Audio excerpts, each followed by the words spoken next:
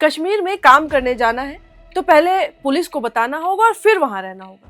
दरअसल अब ऐसा ही सिस्टम जम्मू कश्मीर में लागू करने की तैयारी चल रही है और वजह है कुलगाम में हुई वो घटना जिसने एक बार फिर घाटी में रहने वाले लाखों प्रवासी मजदूरों की सुरक्षा पर बड़ा सवाल खड़ा कर दिया है। 4 दिन पहले कुलगाम में आतंकियों ने 2 बाहरी मजदूरों को गोली मारकर उनकी हत्या कर दी थी। ये दोनों ना तो नेता थे, ना ही पुलिस वाले थे और ना ही कोई सेना के जवान। ये सिर्फ अपने घर से हजारों किलोमीटर दूर इसीलिए आए थे ताकि परिवार के लिए कुछ पैसे कमा सके। लेकिन आतंकियों के लिए उनकी पहचान सिर्फ इतनी ही थी कि वो बाहरी थे और यही वजह है कि अब जम्मू कश्मीर प्रशासन सुरक्षा का फॉर्मूला बदलने जा रहा है। नमस्कार, मेरा नाम है साक्षी पांडे और आप देख रहे हैं एयर नाउ। दरअसल कुलगाम की घटना के बाद वहां के उपराज्यपाल मनोज सिन्हा ने अधिकारियों के साथ एक हाई लेवल बैठक की। बैठक का केंद्र था घाटी में रह रहे करीब 4 लाख प्रवासी मजदूरों की सुरक्षा। बैठक से 2 बड़े फैसले निकलकर भी सामने आए। अब वो दोनों फैसले का है, ये बहुत अहम है, इसको समझिएगा। पहला फैसला, अब बाहरी मजदूर जहां तहां नहीं रहेंगे। प्रशासन ऐसे इलाकों की पहचान कर रहा है जहां मजदूर अलग अलग झोपड़ियां, ईंट भट्टों या बगानों के पास बिखरे हुए रहते हैं। इन सभी को चरणबद्ध तरीके से सुरक्षित क्लस्टरों में शिफ्ट किया जाएगा, यानी कि रहने की जगह तय की जाएगी। निगरानी आसान होगी और किसी भी आपात स्थिति में ऐसे में सुरक्षा बल जल्दी पहुंच सकेगा, यानी कि जो ऐसी घटनाएं हो रही हैं इसको रोकने की कोशिश। अब दूसरा फैसला, अब घाटी में आने वाले हर नए प्रवासी मजदूर को सबसे पहले नजदीकी पुलिस स्टेशन में अपनी जानकारी दर्ज करानी होगी। वह कहां से आया है, कहां काम करेगा और कहां रहेगा, इसकी जानकारी पुलिस के रिकॉर्ड में होगी। इसके बाद पुलिस उस जगह का सिक्योरिटी वेरिफिकेशन करेगी और तभी वहां रहने की परमिशन दी जाएगी। यानी अब कश्मीर में मजदूरों के लिए सिर्फ ठेकेदार से बात कर लेना काफी नहीं होगा कि आप वहां आए, आपको काम करना है, ठेकेदार से बात की और कंस्ट्रक्शन साइट पे लग गए। उससे पहले पुलिस भी इस पूरी प्रक्रिया का हिस्सा होगी। दरअसल ये फैसला किसी एक घटना की प्रतिक्रिया में नहीं लिया जा रहा। पिछले कुछ सालों में आतंकवाद का तरीका बदला है। बड़े हमलों की जगह ऐसे लोगों को निशाना बनाया जाने लगा जिनका सुरक्षा व्यवस्था से कोई सीधा संबंध था ही नहीं। कभी स्कूल के टीचर्स, तो कभी स्थानीय जनप्रतिनिधि, तो कभी अल्पसंख्यक समुदाय के लोग और कई बार तो ऐसे लोग जो बाहर से सिर्फ मजदूरी करने आए हैं। 2019 में अनुच्छेद 370 हटने के बाद सुरक्षा व्यवस्था में बड़े बदलाव हुए। आतंकवाद पर लगातार कार्रवाई भी हुई, कई बड़े कमांडर मारे गए, लेकिन इसी दौरान टारगेट किलिंग की घटनाएं भी लगातार बढ़ती गई। संसदीय आंकड़ों और गृह मंत्रालय के आधिकारिक बयानों के मुताबिक पिछले 7 सालों में करीब 23 प्रवासी मजदूर आतंकियों की टारगेट किलिंग का शिकार हो चुके हैं। अब सुनने में ये संख्या भले ही 23 हो, कम लगे, लेकिन हर संख्या के पीछे ये भी तो सोचिए कि एक परिवार है जिसकी उम्मीदें उस मजदूर के साथ खत्म हो गई जिस दिन उसकी हत्या हुई। घाटी में इस समय करीब 4 लाख प्रवासी मजदूर रहते हैं। इनमें बड़ी संख्या उत्तर प्रदेश, बिहार और छत्तीसगढ़ से आने वाले मजदूरों की है। कोई ईंट भट्टे पर काम करता है, कोई सेब के बागानों में, कोई निर्माण कार्य में, तो कई लोग जो ऐसे हैं वो खेतों में किसानी करते हैं। अब कश्मीर की अर्थव्यवस्था में कई सेक्टर इन मजदूरों पर भी निर्भर है, लेकिन यही मजदूर सुरक्षा के लिहाज से सबसे कमजोर कड़ी भी बन जाते हैं।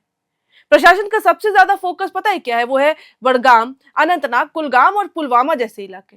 इसकी वजह भी साफ है, ये आप सब जानते हैं। घाटी के ज्यादातर रजिस्टर्ड ईंट भट्टे के जो इलाके हैं वो वही हैं। अकेले कश्मीर में करीब 199 रजिस्टर्ड ईंट भट्टे मौजूद हैं। अब तक इन भट्टों पर काम करने वाले मजदूर जो हैं वो छोटी छोटी झोपड़ियों में रहते हैं। कई जगह ये झोपड़ियां मुख्य आबादी के काफी दूर है। रात के समय अगर कोई हमला हो भी जाए तो सुरक्षा बल वहां पहुंच नहीं पाती है, वहां समय लग जाता है। और इसी अनुभव के आधार पर अब क्लस्टर मॉडल अपनाने का बड़ा फैसला लिया गया है। इस मॉडल का मकसद मजदूरों की आवाजाही रोकना नहीं, बल्कि उनकी सुरक्षा को व्यवस्थित करना भी होगा। अगर बड़ी संख्या में मजदूर एक सुरक्षित परिसर में रहेंगे तो पुलिस गश्त, सीसीटीवी, लाइटिंग और आपातकालीन प्रतिक्रिया जैसी व्यवस्थाएं बेहतर तरीके से लागू कर पाएगी। इसी के साथ पुलिस वेरिफिकेशन को भी कंपल्शन के रूप में देखा जाएगा और इसकी तैयारी भी की जा रही है।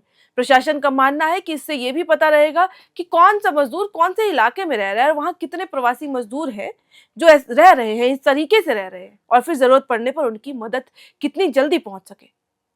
जुलाई की घटनाएं भी बताती है कि सुरक्षा एजेंसियां लगातार आतंकियों के खिलाफ अभियान चला रही है। राजौरी सेक्टर में नियंत्रण रेखा पर संदिग्ध घुसपैठ की कोशिश के बाद भी भारतीय सेना ने जवाबी कार्रवाई की थी। वहीं शोपियां में सेना, जम्मू कश्मीर पुलिस और सीआरपीएफ के संयुक्त ऑपरेशन में लश्कर-ए-तैयबा के कमांडर जाकिर अहमद गनी को मार गिराया गया। वे मोस्ट वांटेड आतंकियों की सूची में शामिल था। यानी एक तरफ आतंकियों के नेटवर्क पर कार्रवाई की जा रही है तो दूसरी तरफ प्रशासन उन लोगों की सुरक्षा मजबूत करने की कोशिश कर रहा है जो सबसे आसान निशाना बन जाते हैं।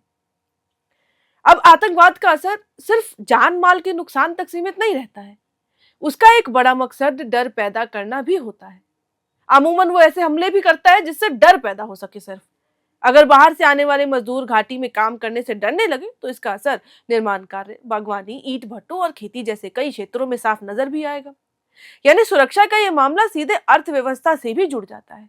और यही कारण है कि कुलगाम की घटना के बाद सरकार ने सिर्फ जांच या तलाशी अभियान तक खुद को सीमित नहीं रखा, उसने उस व्यवस्था को बदलने की कोशिश भी शुरू कर दी है जिसके तहत प्रवासी मजदूर घाटी में रहते हैं और वहां काम भी कर सके। अब देखना यह होगा कि क्लस्टर मॉडल कितनी तेजी से लागू होता है, पुलिस वेरिफिकेशन की प्रक्रिया कितनी आसान रह जाती है, और सबसे जरूरी बात कि क्या इन बदलावों से फ्यूचर में ऐसी घटनाओं को रोका जा सकेगा। क्योंकि अब तक कई ऐसे ऑपरेशन चले हैं लेकिन ये घटनाएं अभी भी हो रही हैं।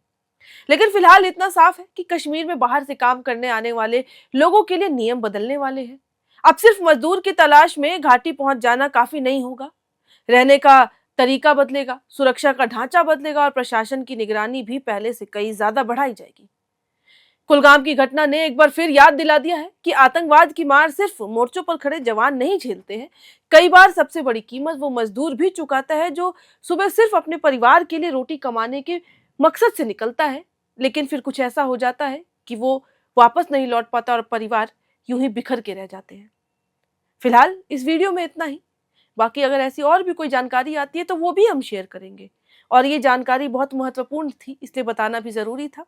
बाकी और ऐसी तमाम खबरों के लिए आप यूं ही देखते रहें air now. FRP pressure vessels are made using fiber reinforced plastic, a powerful combination of high strength glass fibers and corrosion resistant resin. At Duraplast, we manufacture these vessels using advanced filament winding technology. Layer by layer, resin coated glass fibers are precisely wound over a rotating mold, creating a structure that is lightweight, high strength, and built to handle pressure. The result? Superior corrosion resistance, longer lifespan, lower maintenance costs for industries that demand performance without compromise. For customized FRP pressure vessel solutions,